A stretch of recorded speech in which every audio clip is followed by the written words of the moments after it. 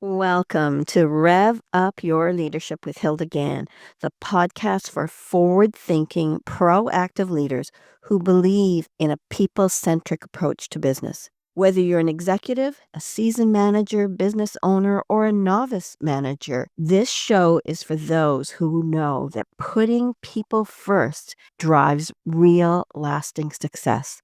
Each episode, I sit down with passionate guests, leaders who share real world experiences, proven frameworks, and insights from their industries. Together, we explore what it takes to lead with impact, stay ahead of the curve, and build thriving, future ready organizations. If you're ready to lead with purpose, inspire your team, and think strategically, it's time to rev up your leadership and rev up your success. Welcome to another episode of Rev Up Your Leadership. Today we're going to talk about the quiet achiever, building confidence, communication, and leadership presence. My guest today is Linda Raynier. She is the author of The Quiet Achiever, published by Wiley and released in October 2025. It's an Amazon best-selling book in Canada, the US, and Singapore. She is a keynote speaker, leadership and communication coach, and the founder of the Quiet to Confident Leadership Program. Formerly a CPA turned recruiter, she has spent the past decade growing a successful career coaching businesses and a YouTube community of nearly 1 million subscribers. Yes, you heard that right. 1 million subscribers, guiding thousands of professionals to land job offers and advance their careers through her courses and programs. She's been named one of the top 20 Canadian career coaches for 2025 by Favicon, and her LinkedIn learning courses have over 2.6 million learners. Today, Linda has since shifted her work to empowering quiet achievers to build lasting confidence, communicate their worth with clarity, and lead from a place of self-trust in their careers. Her mission? Her mission is to help professionals show up authentically, trust their voice, and have an impact in their own quiet, powerful way. Welcome, Linda. Thank you for joining me. Thank you so much, Hilda. I'm so excited to be here. I love the fact that you've launched your book. I love the fact that it's already number one. And I just love the fact that you've been reaching 1 million subscribers and helping them gain confidence in their own way. Even if they're quiet and want to be a quiet leader, they can make it happen. Thank you. Thank you for doing that. Help us understand how you got started in helping the quieter people become leaders, successful leaders. Yes, I mean, to be honest, it helps to illustrate how I got here by sharing a little bit more about my background. So I started off as you mentioned in the introduction, I started off as a CPA. I started off on that traditional path, raised by immigrant parents who told me success comes from getting a stable, prestigious career. And I believed that the CPA was going to give me that. And it did for the time that I was a CPA working in a big four accounting firm. But at the time, what I realized once school ended and I was in this work world, I noticed how little confidence I actually had in myself when I was working in the corporate world, because the things that we were taught growing up about success and hard work, they worked for us as students. And this is what, and when I'm talking us, I'm talking about quiet achievers. Mm-hmm. They worked for us as students. We're the A students in school. We get into the workplace. We apply the same methodology of just putting our head down, working hard, and that doesn't get us the same level of success that it did when we were in school. And so I realized that very early on for myself that something needed to change within me if I was going to thrive in my career. So not only that, I also realized that accounting was not the work for me. So then I ended up pivoting and I became a recruiter headhunter. And this was where I realized I actually had this gift and ability to connect with people, to understand people, to help them find opportunities that were aligned. And these are people that were all the way up to executive C-suite levels that I helped people land job offers in. And so I did that for a few years. And that was where I learned a lot of really good skills on how do in terms of hiring managers and companies, what are they looking for from a communications perspective from an individual that would land them the jobs? And so once I picked up on this and I understood the patterns and understood what companies were looking for, I then pivoted again, and that's how I started my YouTube channel, because I realized I wanted to share my experience, my knowledge of what the recruiting world had taught me with the rest of the world, because I knew this was information that at that time in 2016, not a lot of people had access to. It's not like how it is today, where AI can give you an answer like that. And so I started sharing this information. And throughout the last decade, I've been, as much as right now I brand myself and call myself a leadership and communication coach and an author and a speaker. But up until the last year or so, I've been more so known as Linda Raynier, the career strategist, helping you to land job offers. That's been my bread and butter, teaching people how to interview. And throughout the last 10 years, I've helped thousands of people. And I realized that there was this group of individuals who I now call quiet achievers that I really resonated with. These individuals were the ones who they are not necessarily the ones to look to be the center of attention at work. They prefer to work in the background. They prefer to put their head down, deliver good work. They're not the one to speak up in meetings. And these individuals, I helped many of them to land job offers, but once they got the job, they came back to me and said, now I want to get promoted and I'm not seeing those promotion opportunities. And that's how sort of this whole story began, where I realized now I really want to pivot the work that I do and help these individuals to advance in their careers. But it starts with understanding themselves. It starts with confidence, really, because I truly believe that communication, if you want to learn how to speak up and communicate confidently, it starts with knowing yourself and knowing how to communicate from a level of confidence and self-trust.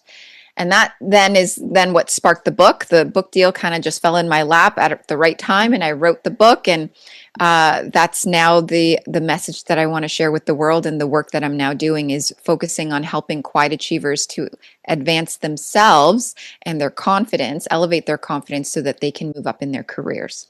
When I was reading your bio, I thought, 1 million subscribers. That's amazing. And yes, you said, yes, I started at a time. 2016 was pre-COVID, 4 years pre-COVID. It was an excellent time.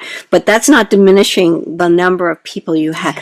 I went into YouTube and I looked, and yes, you were the lifeline for people. I mean, the topics, so you get nervous. I'm paraphrasing, but this is what I got. So you get nervous at an interview.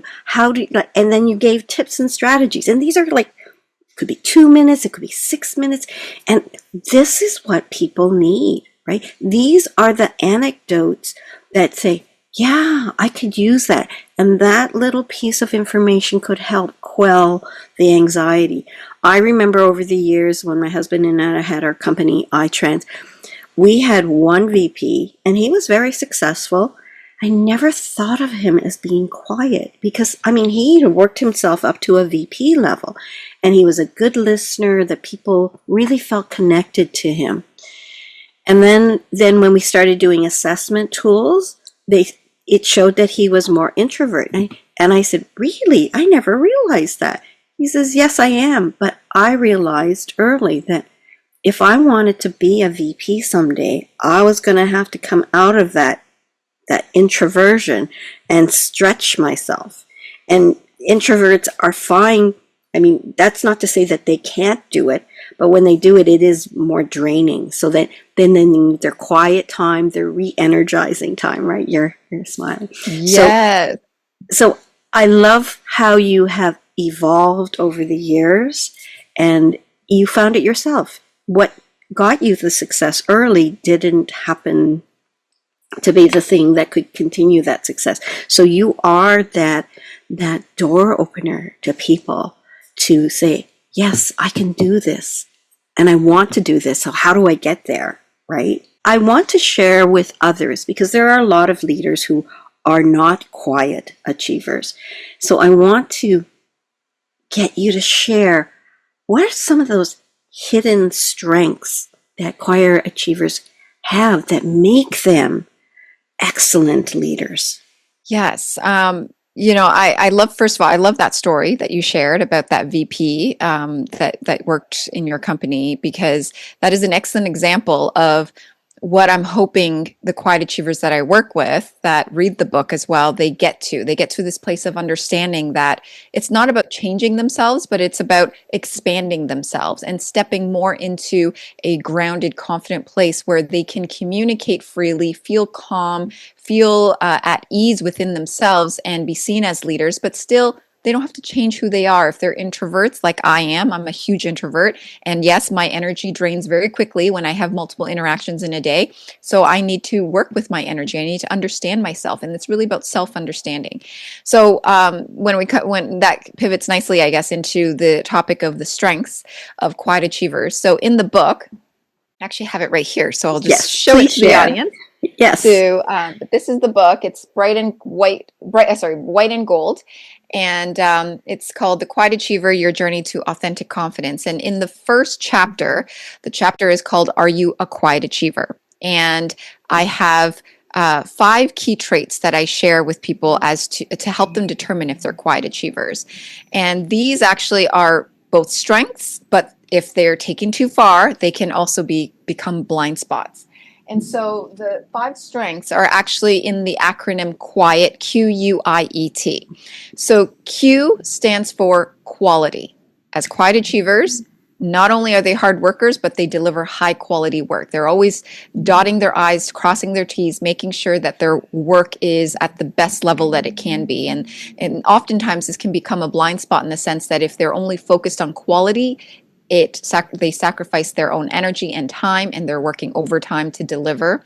And unfortunately, in the corporate world, especially fast-paced organizations, quality isn't always as positively acknowledged at times as speed, or being less perfect is okay as long as you get it out at a decent rate. So that's one area of sort of a blind spot, is what I would say. But quality is definitely a positive trait. U, yeah, Q, U is unrelenting. So a lot of us quiet achievers, we're called stubborn in a way, but in a good way. We will get the job done. We'll do what we need to do. Unrelenting. We don't give up. Uh, I stands for independent, meaning that we prefer to work solo. We are individual contributors at heart, ideally. We don't necessarily love always collaborating, always working with others, again, because of the energy drain. And we prefer to be given a project or an assignment and work on it, and just given our space and time to do what we need to do. E stands for expert. Expert as in, because we're fast learners, because we are good at what we do, we become experts in our field. So you'll find a lot of quiet achievers being highly technical in their work. And if you ask them for information, they know what they're talking about, especially if it's related to their job. And then T stands for thoughtful. We are actually quite sensitive beings as quiet achievers. The reason is because I guess it's due to more of our introverted side. We tend to be more observant. We think of others, and we tend to lean on, okay, how would someone else feel if we were to bring up this type of topic? And that can be a hindrance when we're always focused on other people, that we're afraid to step on people's toes. And that causes us to hold back our opinions, hold back from sharing our ideas. And that's something that I work with my clients in helping them to understand that sharing their ideas and speaking up is actually part of this whole game of advancing in your career. But those are, I would say, the strengths, and sometimes blockers for quiet achievers. I love how you call them blind spots. My Rev Up concept, the U stands for uniqueness. And I want to share an anecdote about a quiet achiever. When I was, one of my assignments for an after-school program was to help these young people she was growing her business, and she wanted these people to be her future growth.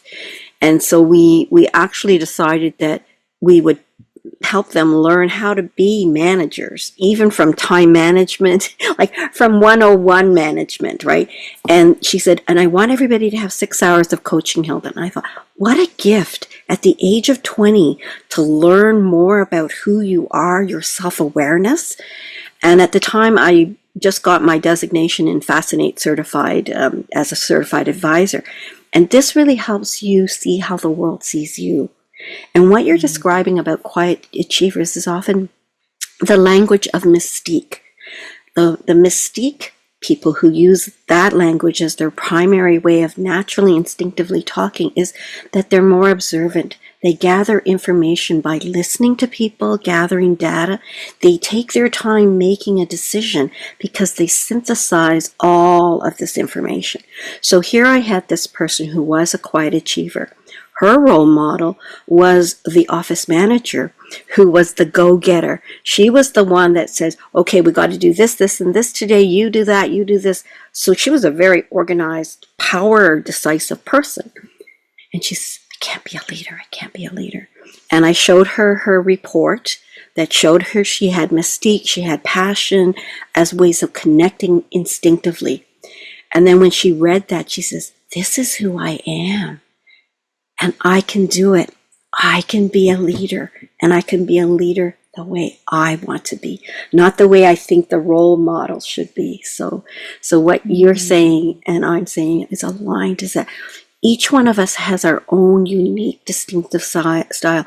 Be who you are, uncover your own self, and be who you are. Don't be a role model of a different kind of leader you think you have to be. Own your own, find your own way. Yes, I love that. And that is truly the message that I'm hoping to also share with the world, that quiet achievers, we are unique, we're more observant, we're more sensitive, but at the same time, we're high achievers. That's why we're achievers, and we're here to, reach our goals and visions, and we don't have to look like the loud achievers out there. Yeah, yeah. I love those 5 acronyms, because that will get the person to say, yes, that's who I am, and I want to own my own career. As you were working in your recruiting days, I'm going back to, I'm trying to imagine you starting off doing this, and you need to connect with people a lot, and you were connecting with CEOs and senior people. How did it feel the first few times, and then the evolution of that? Yeah, what's so interesting is that I think everything comes from, like, the way that, as a quiet achiever, the way that you feel about yourself does, it's impacted by sort of the role that you're in. And I think this is why a lot of junior quiet achievers and people who aren't in management levels, they don't feel like they have the power or they have the presence to be able to speak to those senior level individuals. Mm-hmm. And what's so interesting is that when I was a recruiter, to be honest, I didn't have a lot of background knowledge of what recruiters did before I took that job of being a recruiter. I really did not even really know what a recruiter did. And this is the crazy part, is that I just took the job because I learned that you were going to talk to people and help people get jobs. And I was always good at getting jobs for myself. I landed job offers at all the big 4 accounting firms before that. So I just thought, this is going to be something easy for me. I'm just going to help people get jobs. So I didn't really see myself as anything in terms of less than or higher than. I just saw myself as an equal, even though I was speaking to a CFO, in the sense that I was offering him or her an opportunity to move into another role in another organization. And I didn't see myself as less than in any way. And I think having that perspective was what helped me to sell the roles to these to these individuals, sell the opportunities, and to eventually get them hired and show them also the way. Because another thing that I teach in my Quiet to Confident program is that if you want to speak confidently and you want people to take you seriously, you have to know and ground yourself in your expertise. And my expertise was, I knew what the job was about, I knew what the company was wanting, and I knew that this person had what the company was looking for. And so my expertise was also in helping them to, with the interviews, helping them to know what they needed to expect so that they could get the job. So I think it's that element of knowing that you are at the same level, even if your titles don't match, but speaking as if you're at the same level, and not in a rude way, but in a, calm, grounded way. And then also knowing what your expertise is, grounding yourself in that so that you have a point of view. You can speak from that level of conviction. when you have a point of view, when you know your expertise. And So, thank you for sharing that, because some people will say, I was nervous at the beginning and then I became confident. And to that I say practice makes perfect, right? The more you do something, the more. But your take on it, I love. You said, I didn't see myself in a different capacity. I had an expertise that I could give them, and I was helping them. So I saw myself as an equal. And people can see the Rev Up who are viewing this. The E in Rev Up stands for equality. And what we did at iTrans was we instilled in people that your job is equally important as somebody else's.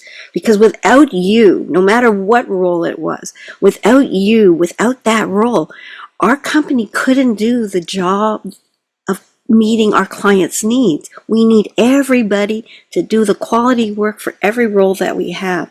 So you didn't feel that distinction. You didn't feel insecure.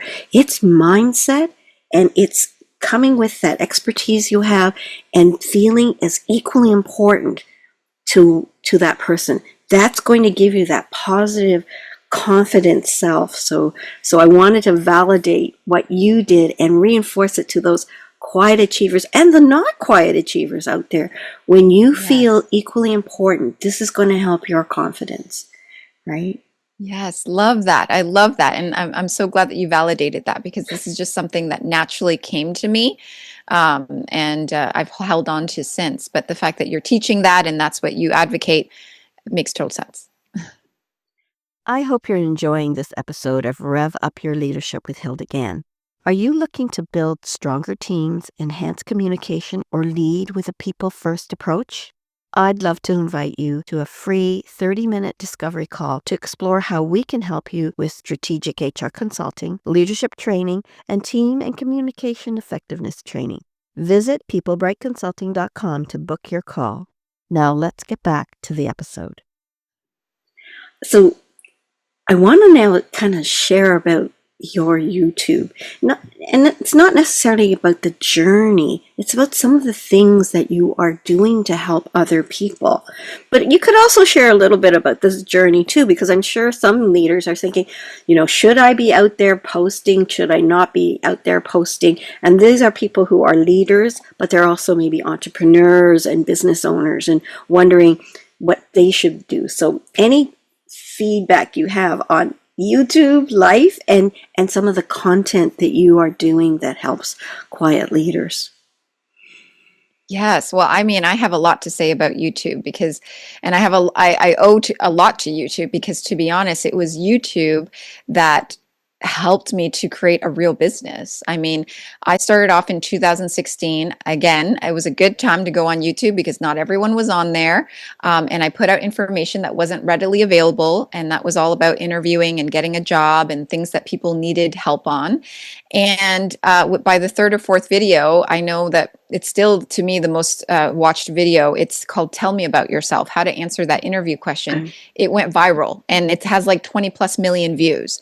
And that video is basically what sparked me to create courses and programs and all of the things that I created over the years. But my relationship with YouTube has shifted over the years because before I was feeding it certain types of content that I knew people needed and wanted and would then end up in my funnel and then end up becoming clients or paid customers.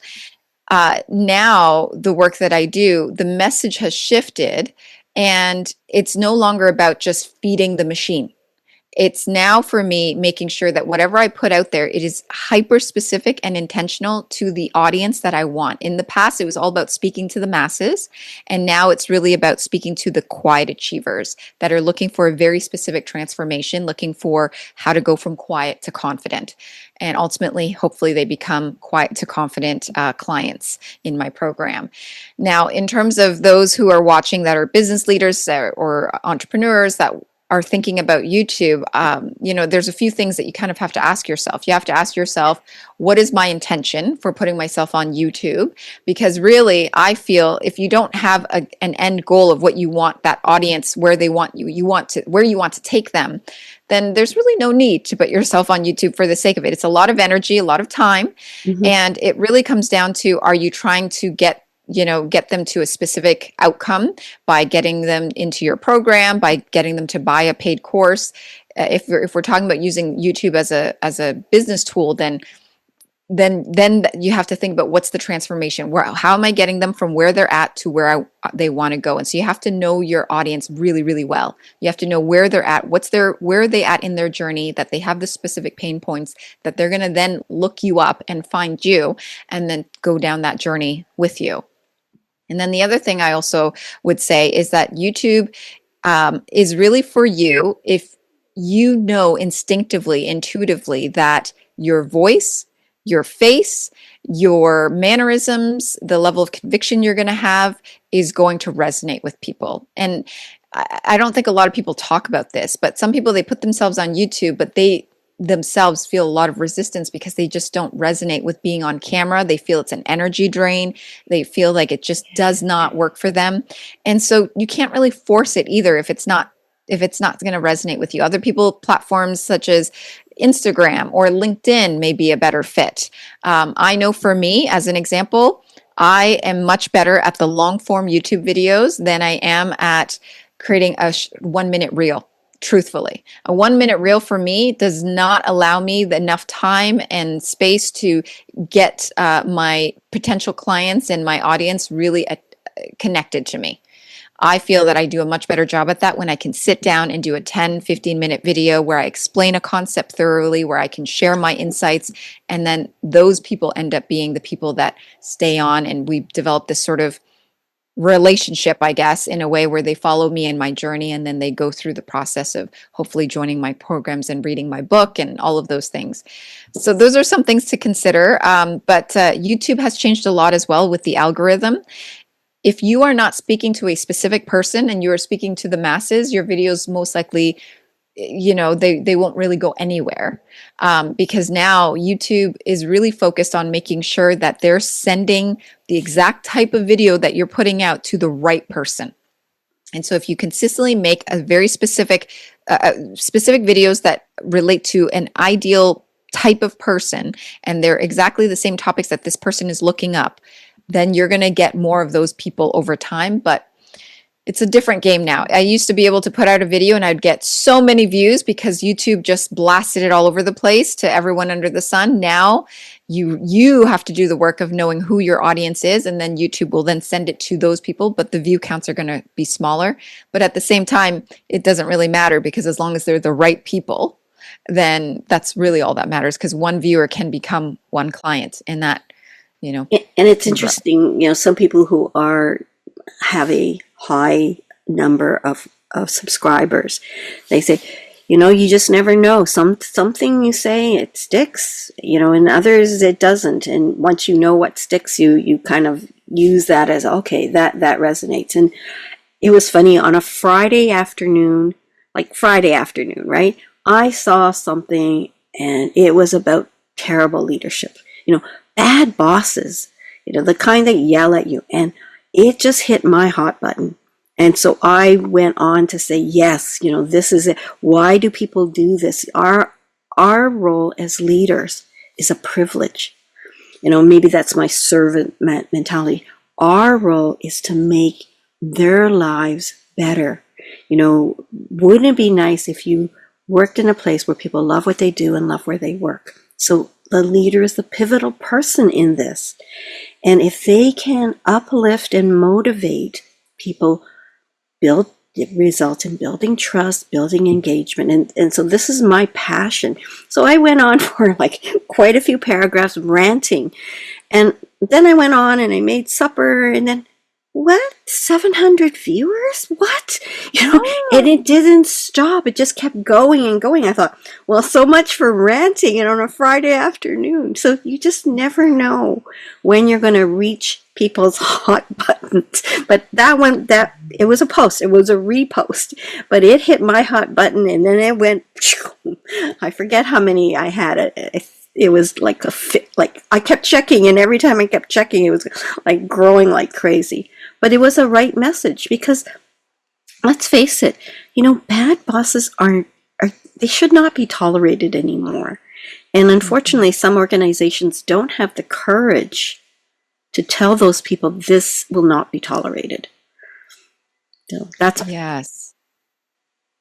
Yeah, I mean, I think there's a reason why that video of yours went viral is because just like you said, it hit them at the core that people can resonate with it. And that kind of then tells you that you're speaking the right language to the right type of person, because if they're paying attention and they're watching the video, then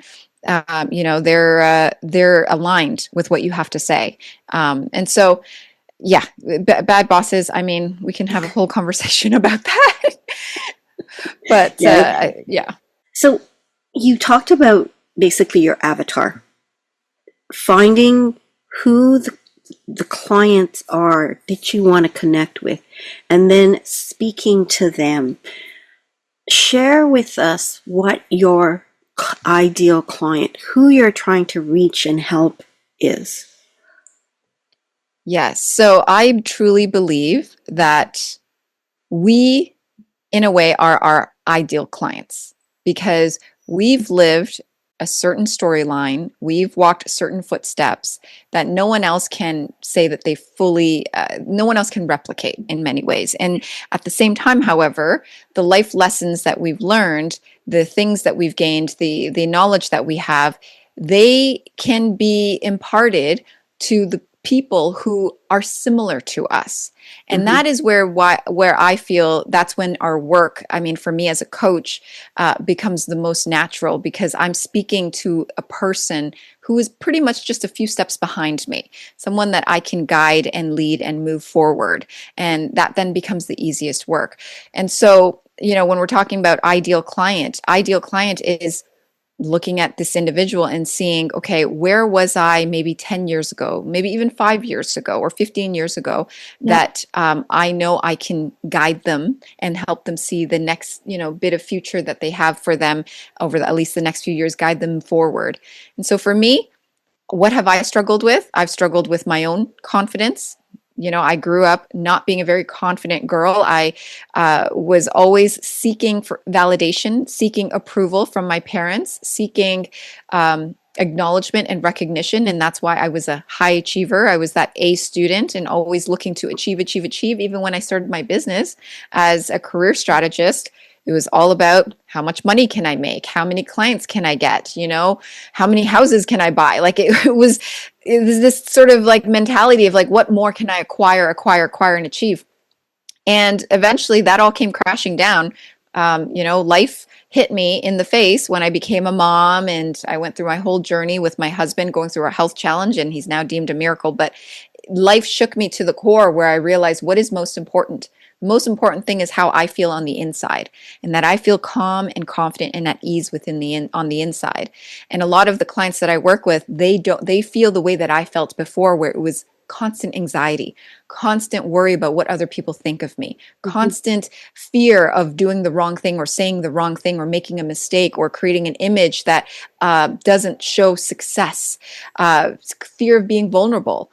And now that I've worked through so much for myself, that is the stuff that really lights me up, and that I want to help the individuals, the quiet achievers who are in that place to move through.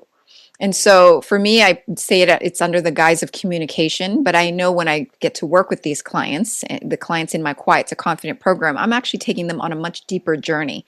We're going down to the level of, why are you so afraid to speak up? Well, it goes down to the level of, how were you raised? What was the programming? What are the Yeah. beliefs that you carry?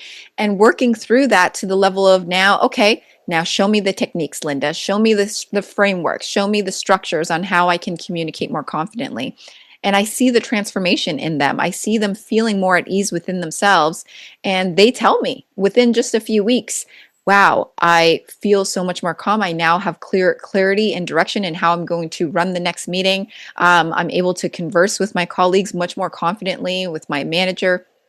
And that's only going to then grow and build over time, because it's kind of like, once you learn how to drive, you always know how to drive. It's the same idea, I feel like, with confidence and communication. It's once you understand yourself and you know how to work through your own inner blocks, you're able to do it, and that clears, and then you're able to get to that next level, and that next level naturally on your own, you become more at ease within yourself. So I hope that answers your question, but that is really my ideal client is me maybe 10, 15 years ago. And thank you for being so frank about your own experience, because people see where we are today. Oh wow, she looks so confident, but take it aside and then share something about who you are, and they say, wow, I can get there too, kind of thing. There's hope for me. And I think that's sort of why I wanted to understand the target audience. And I love how you said, that's me. And then you went on to share who I was to help others in their journey. So I think I want to ask the question about what we've talked about doesn't necessarily confine itself to quiet achievers. It's to anybody. We all have to become, if we want to grow and we have a dream, we need to find out who we are. And the more we understand our self-awareness and those memories that ingrain who we are growing up, this is how we get more confident. Whether you're a quiet achiever or you've got noble ambitions from the time you were 5 years old or whatever, this is something that I want to share. So I want to turn this now to leaders who have people in their group and they think, oh, well, they're quiet, or and how do they, what strategies or tips do you have for them to really open their minds and their curiosity to, how do I connect with somebody who's got potential, who's a quiet achiever? And when I talk to them, they have dreams, just like the ones that are sitting there and say, hey, I want my 3 minutes with you today because I want to know more. Forget about the proactive people. How do they help those people to grow as well? I love that question. And actually, just a week ago, I believe it was last week, where I did a corporate workshop event where they gathered a whole bunch of HR professionals, HR leaders in the city. And we talked about the quiet achiever. We talked about the 5 traits. And it was a networking event. So we got the HR professionals to discuss amongst themselves how they can nurture and empower and elevate their quiet achievers. And so I'm, basically I'm reminded of that event because some of the ideas that I gained were quite good that came from these HR professionals. So the first thing is that a lot of these leaders, they're busy. Leaders are busy. They're focused on what they have to do, and they will be presented and, introduced to the people that are the loudest, let's say. So those people who are the most proactive, they're going to take up a lot of time and attention of leaders. And this is where awareness needs to start with leaders, is that they need to recognize that there are going to be people on their teams who are going to proactively reach out to them and remind them that they want to be visible and that they need things and they want to grow.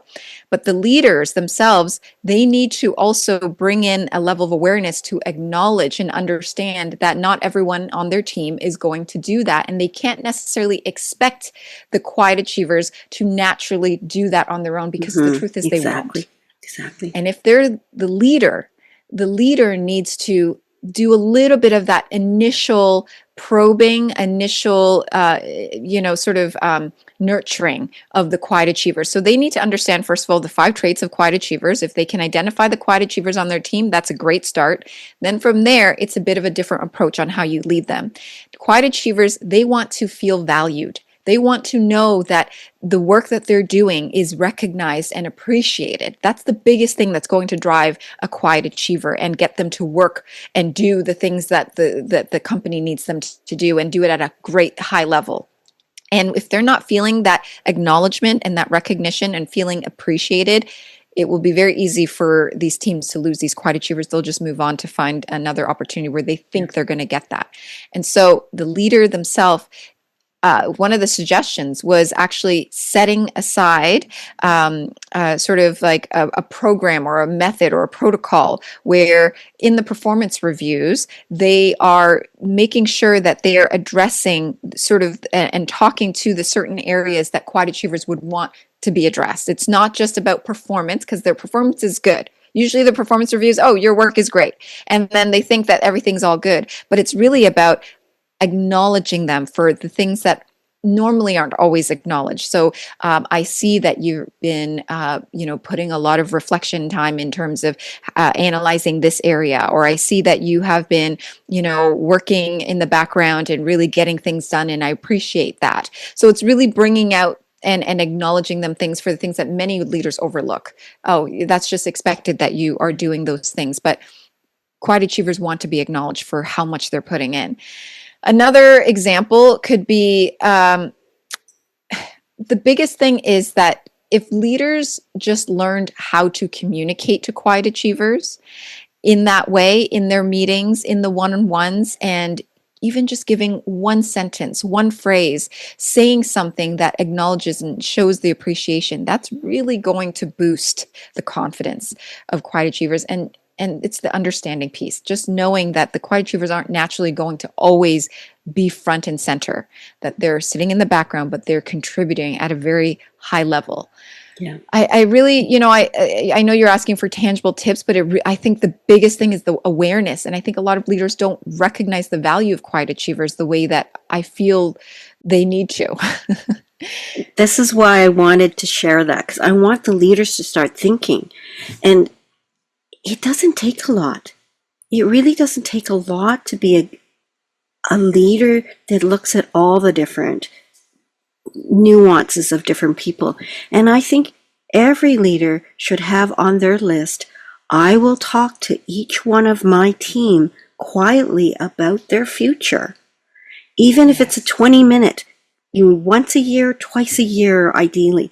When we were iTrans, we sat down with all of our staff and learned what they wanted. I had a person who was graduating from her co-op program, and I said, so what do you see your future? And she said, 5 years from now, I want to be a project manager. This is an engineer, little bit ambitious for 5 years, but we knew she could do it. She had been with us for 2 or 3 co-ops, and we knew what she was capable of.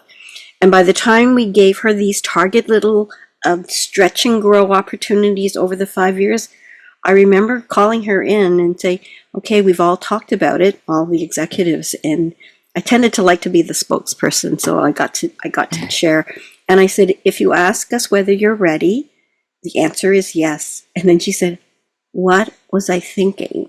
Because suddenly, in that statement, I knew she understood the complexity now of being a project manager. It's not just the depth of knowledge, but it's the connectivity with clients, with staff, and the complexities. As you grow, there are more and more clients that you need to deal with in multiple layers. So she was a little hesitant when she said, what was I thinking? And then I said, it's not like today you're not and tomorrow you are, and you have to manage on your own. I said, it can be an evolution, and we'll be guiding and supporting you.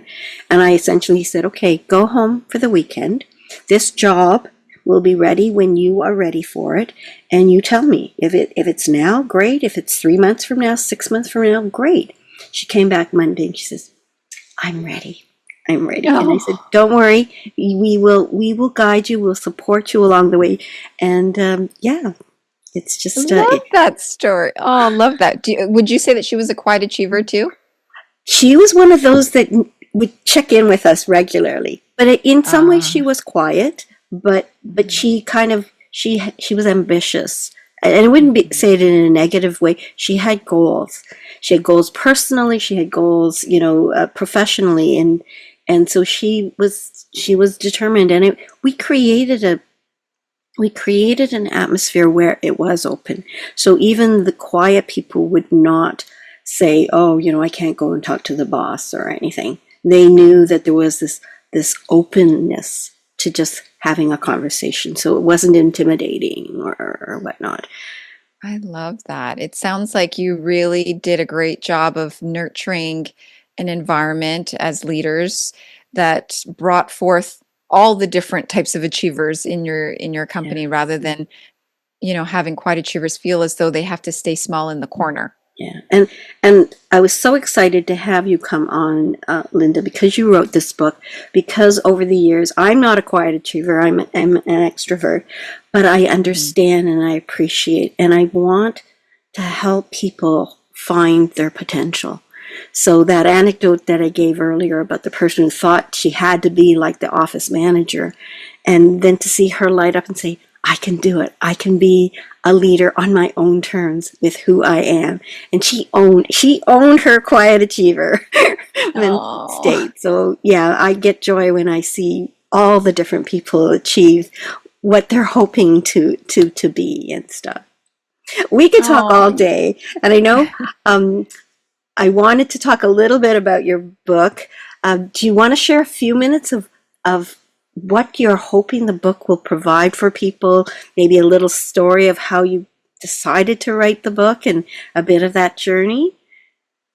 yeah. I mean, I think even just sharing my story and up until now, people have a sense as to the fact that I am a quiet achiever and that I wrote this book for those quiet achievers that are feeling stuck, feeling in that stuck place in their careers where I was not too long ago, feeling as though you've achieved a certain level of success. Because that's what quiet achievers do. High achievers, we tick all of the boxes on the checklist. We get the good degree, we get the good jobs, and we get to a certain level of success and recognition, and then we realize, is this it? Is this all I'm meant to do?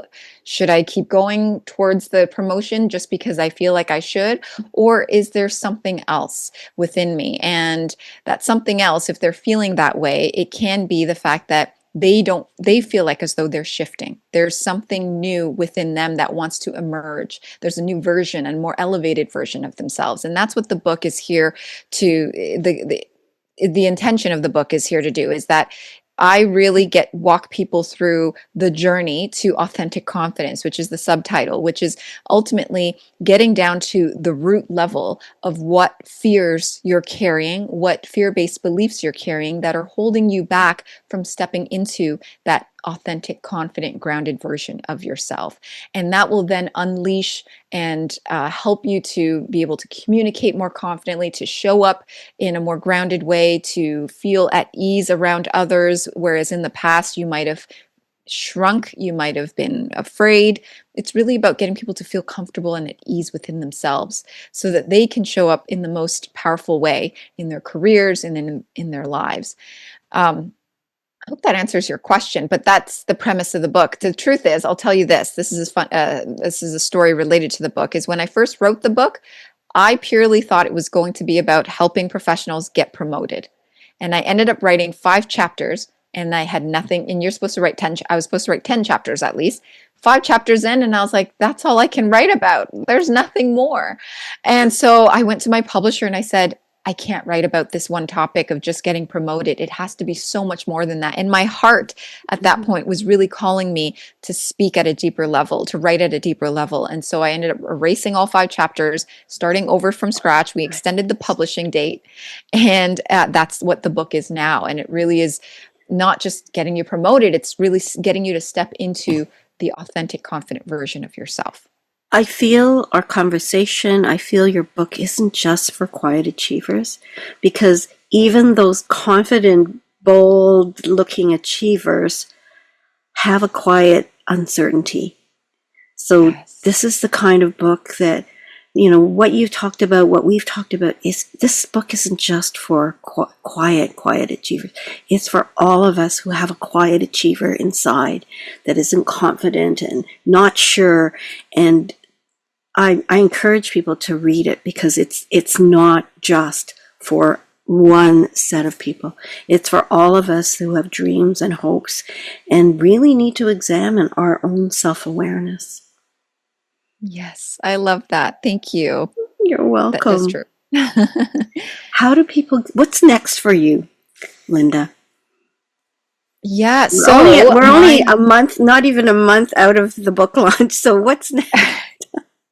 I know the book launch has honestly taken up pretty much my entire year. Right after I finished writing the book, I went straight into promotion, and that's been the last 6 months. But now that the book is out into the world and I've shared my message that this is what I'm doing, my focus now for 2026 is to really ramp up and elevate and enhance and refine my Quiet to Confident program. So I've already had 2 cohorts. We've had amazing success with the professionals in there. I'm in my second cohort right now, but next year it's going to be more of an evergreen program where you can join at any point.